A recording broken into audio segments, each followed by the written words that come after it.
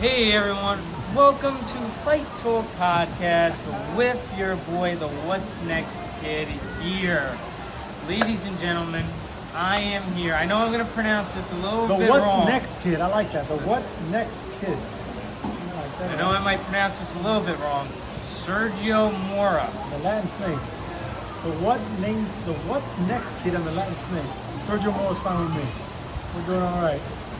So tell me, what is your prediction of Carlos Adames versus Amino Austin Williams? Well, listen, man. I think it's going to be a good judge of character, a good judge of where exactly Amino Williams is right now. He's young, he's hungry, he's powerful, he's a southpaw, but he has been stopped before. Adames, only one loss, it was on the championship level. We're gonna learn a lot about Ammo. I think his back is against it. He's gonna have to show that he's championship goods. Adames is the champion right now, so I favor Adames, but I'm not sleeping on Ammo. I'm not sleeping on him. I think something special might be able to happen with him. Now, what should we be looking into this fight? Like, what mistakes are we gonna see as fans? Well, look, I don't think we're gonna see mistakes. I just think it's two fighters that are gonna reveal themselves. Ammo is hungry, but he's not proven himself on the championship level. Carlos Adames has. So how is he going to react when he gets hurt, Ammo?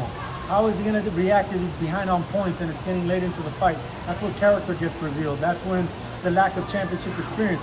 So he can pass the test with flying colors and shut everyone up, including myself, if he can do something that a lot of people don't think he's going to do. So he's the underdog for a reason. Now, what do you think about Austin Williams' last fight against Wendy Toussaint? Now, that wasn't really a great performance. Mm-hmm. And Wendy Toussaint, he's better in the gym because I know him personally. I've seen him sparring. Way better fighter in the gym than in the ring.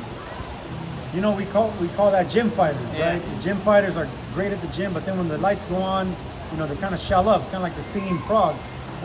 With Ammo, I really don't know what we have yet. Do we have a champion that's going to be crowned on Saturday, or do we have a singing frog? Do we have a guy that's great in the gym, a guy that could only be good against the Wendy Toussaint? Even though Toussaint gave him a good fight. These are the questions going to be answered on Saturday. And I like the look in his eyes, Austin Williams. Who do you got, by the way? Ammo or Carlos Adames? Well, I told Carlos I have him in this fight. Carlos Adames I have. You know, he's just a heck of a fighter, and he's got good head movement, and I think he's just going to box this whole fight. Yeah, all right, so you think Adames by decision?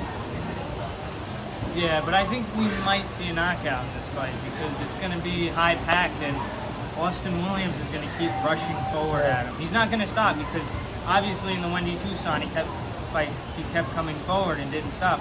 But the one thing I didn't like is he's like square almost like this, right? And he like drops. I want you to stay like that. You're right, but he's an orthodox fighter, right? Oh, yeah. So he's an orthodox fighter. So Adames switches southpaw and he switches this way. His best punch is an uppercut. He loves throwing down punches up the middle. I think Ammo, like you said, keeps his elbows a little wide.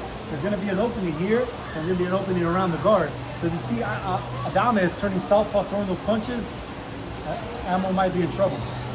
Yeah, he leaves him open like this. He opens his elbows up. He has wide shoulders. There's an opening here, and there's an opening here. So, you know, long reach can turn against you if you know how to fight against it. Ammo has a 79-inch reach. That's huge for a middleweight. So if he doesn't use that to his advantage, they can use it against him. Well, now tell me about some of the other fights on this card. Well, look, man, I think the main one that we're all looking at is the two undefeated guys on the card. I haven't really got the chance to study them, but they're local fighters. They're good fighters.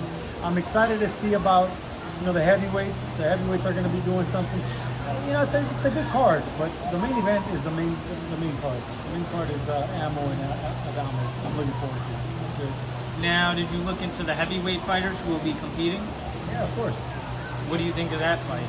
Well, look, man, I think it's a type of fight where we're gonna see if what's his face, Harper, you know, if he actually has the goods. He talked the goods in the fighter meeting, but you know, I don't know what he's gonna be able to bring to the table. To tell the truth. I interviewed him before. He's a great talker, and I interviewed him again. He's a great talker, but look at the resume. Look who he fights. Look who he comes up short against. And he's not as great of a talker as he is a fighter. Best Hey, talker. we're speaking of great talker. Todd, come here. Get over here. Get over here. I'm doing an interview with Joe Smith Jr.'s brother. Get his opinion. His brother? Yeah, he's doing an interview real quick. Get his opinion. All right, what's this? All right, what's your opinion on Carlos Adames versus Austin Williams? Wow, you know what? Williams wants to turn into a street fight. He wants to like spit blood in his face and cuss at him and get under his skin and just turn it into a macho type fight. Whereas Adames is gonna be like, what the fuck? All right, motherfucker, like, I'm fucking bop, bop, bop. That's what he wants to do. So if he bites in on that and says, you know what, let's do it, and they start going like this, I give Williams a great chance. If not, I think Adames wins by late knockout. All right, now what about the heavyweight fight? We have Kurt Harper fighting. Yeah, I don't think he has any shot. Yeah, he talked a big game. You look at the resume, you look how he fights, you look who he loses against. Anytime he steps up, he takes the loss. And he lost his last fight. Yeah. And he fought 21 days ago, something like that. So, like, come on. But hey, it's the heavyweight division. Everybody's got a shot. Well, what do you think about the co-main event? Co-main event, that is Amari Jones. Amari Jones, too slick, too good. Gomez or Lopez? Gomez, too shop worn. Things moving up in weight. It's not a good look for him. It's going to end bad. And tell me about some of the other fights on the card that you're interested in watching the most. Well, I call him tiramisu. Tiramoana. That's the man that everyone needs to watch out for. I'm just excited to see what he can do. He's just a real fun fighter because he's long arms. He looks like Aquaman, so I think he could be a world star. I was just hanging out with him in the lobby watching him train. Yeah. Phenomenal fighter. He's going to go out there and get the win. And he's a nice team, by the way.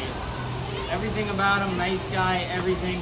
He has that factor before he gets into the ring. That ring walk is like amazing.